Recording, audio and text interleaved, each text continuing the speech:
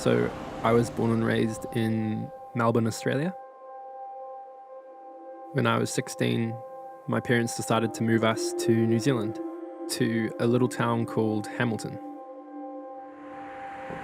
Hamilton has been the backdrop for the most wonderful years of my life, and the place where I've met the incredible people that I get to call my friends.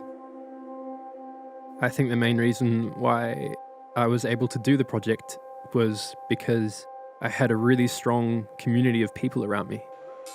It's so easy to spend too much time by yourself and to get stuck in your own thoughts as an artist. Thankfully, I was lucky enough to know some great people who really cared about making time and space for each other. I think they were the main kind of fuel that I had to write the songs.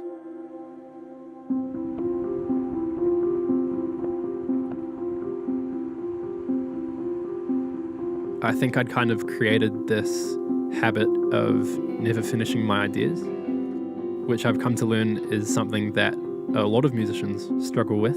So it was really daunting at first to know that I had to put a song out at the end of the week and at the same time feel like what I was making wasn't good enough to show anyone. Having to go against that every single week taught me to not take myself so seriously and to give myself grace.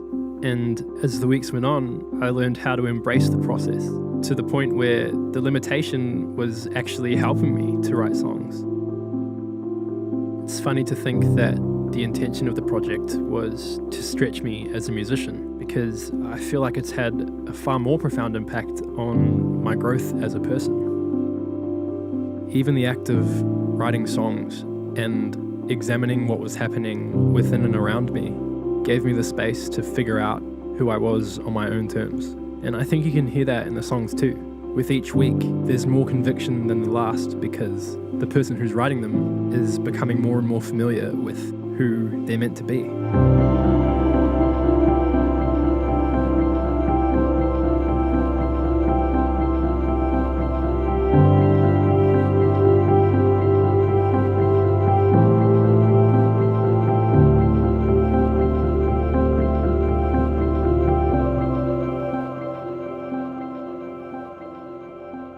I've always had a bit of a soft spot for folk and cinematic music.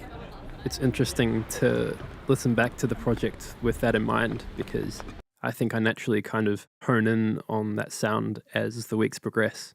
One of the most frustrating things that I came up against a lot during the project was finishing a song and feeling like it didn't really gel or connect with what I was hearing in my head.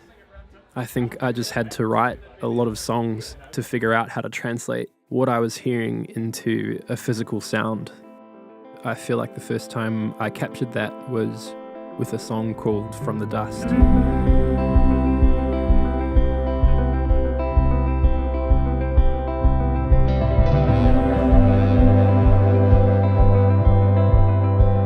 It's a thought that makes me so thankful that I had the project because I think I needed to write that many songs in order to figure out how to write one that was 100% me and not me trying to be something else.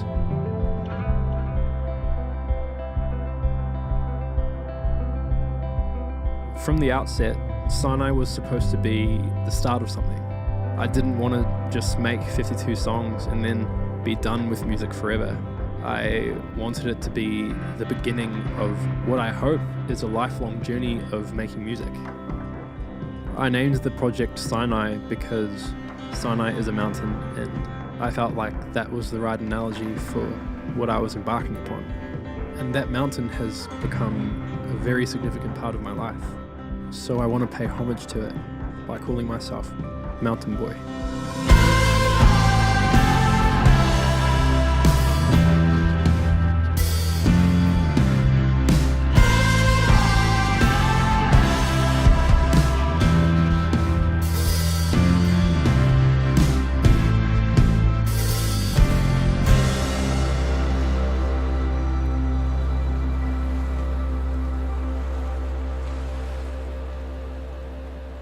Up until now, this has been such an insular process.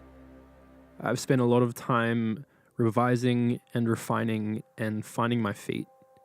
It's really exciting to finally be able to share this with other people in a meaningful way. I've taken a few songs from the project and put them together as an EP to represent the story of Sinai and to be a starting place for everything that happens from now. I hope that you'll listen to it and love it as much as I do, and I hope that you get to see and feel something of the story so far.